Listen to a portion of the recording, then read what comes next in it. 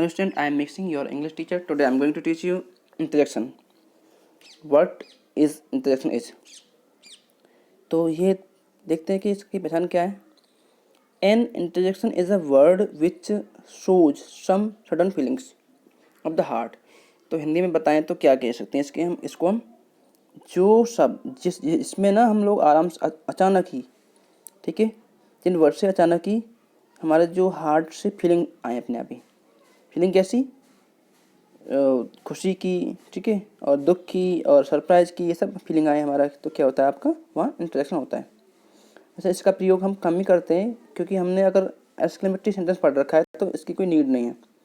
Okay, तो अभी मैं आपको सजेस्ट करता हूँ कि आपने सेंटेंस के काइंड पढ़े होंगे. सेंस के अकॉर्डिंग 5 होते हैं, उसका लास्ट का आपका यही होता है एक्सक्लेमेटरी. तो सेम वही आपका इंटरजेक्शन है, थोड़ा बहुत चेंजिंग है. अब देखते हैं कुछ एग्जाम्पल और कुछ इनके यूजेस जैसे हम कहाँ क्या लगाते हैं. तो जॉय के लिए हम क्या लगाते हैं? हुर्रा या आहा या फिर ओहो, ऐसे खुशी के मारे ऐसे लगाते हैं. और दुख के लिए हम लोग लगाते हैं अलाश, आहा, ठीक है, आहा ऐसे करके. और सरप्राइज के लिए ओहो, वाट ऐसे करके लगाते हैं. कभी कभी हम वाट और हाउ लगाते हैं, हाउ सरप्राइज के लिए, ठीक है. और अप्रूवल के लिए लगाते हैं हम लोग ब्रावो, प्रशंसा के लिए ब्रावो, वेल डन ऐसे करते हैं ना. और हेड के लिए हम लोग क्या करते हैं? For same, for the same ऐसे बोलते हैं, ऐसे 5 बोलते हैं, सेम का वर्ड है. और संबोधन के लिए हम लगाते हैं, जैसे किसी को हम पुकारते हैं, कॉल करते हैं तो क्या क्या बोलते हैं? हेलो, हाय ऐसे बोलते हैं ना, हे ऐसे करके बोलते हैं. तो ये हमारे क्या है? इंटरजेक्शन है. ये फीलिंग्स हैं, ये मतलब आपके जो आपके अंदर कौन सा है उससे निकलते हैं. टेंशन के लिए हम क्या करते हैं? लिसन कहते हैं ना, सुनो, देखो, ठीक है, ऐसे कहते हैं ना, लुक. तो बेटा ये थे आपके इंटरजेक्शन. अब हम लोग आगे जो पढ़ेंगे वो ना आपका मैटर करेगा जो आपने पहले पढ़ा है.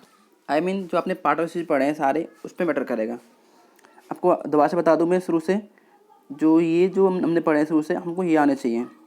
मैं इस वीडियो को थोड़ा सा लेंदी कर रहा हूँ और आपको बता रहा हूँ क्या क्या पढ़ना है आपको, ठीक है. हमने शुरू किया, यहाँ से शुरू किया, बेसिक्स पढ़ा पहले, ठीक है. इसके बाद हम लोगों ने क्या पढ़ा? हमने फिर इसके काइंड पढ़े, सेंटेंस के 5 काइंड पढ़े सेंटेंस के अकॉर्डिंग. उसके बाद हमने क्या पढ़ा? सेंटेंस के पार्ट पढ़े, ठीक है, ये पार्ट पढ़ लिए.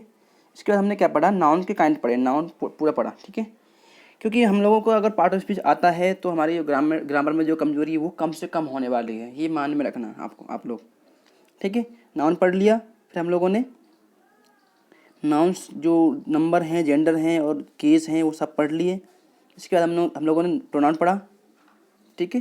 प्रोनाउन के बाद हम लोगों ने क्या किया? हमने प्रोनाउन के सारे कांड पढ़े और उसके कांड के बाद हमने पढ़ा एडजेक्टिव, ठीक है. एडजेक्टिव के बाद हम लोगों ने वर्ब को डिस्क्राइब किया.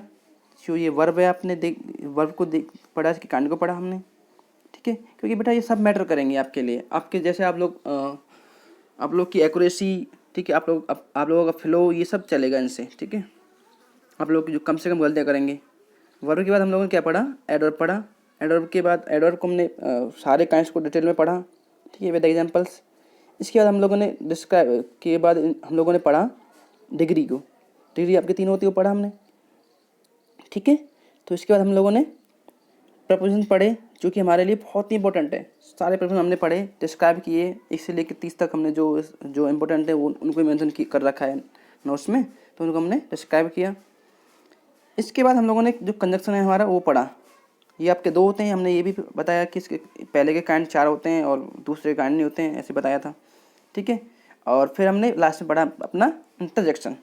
ओके, अब इसके बाद तुम्हारा जो टेंसेज हैं, प्राइमरी वर्ब्स हैं और बहुत सारे टॉपिक आने वाले हैं, ठीक है. तो उसको पढ़ने के लिए आपको इनका प्रॉपर ज्ञान होना चाहिए.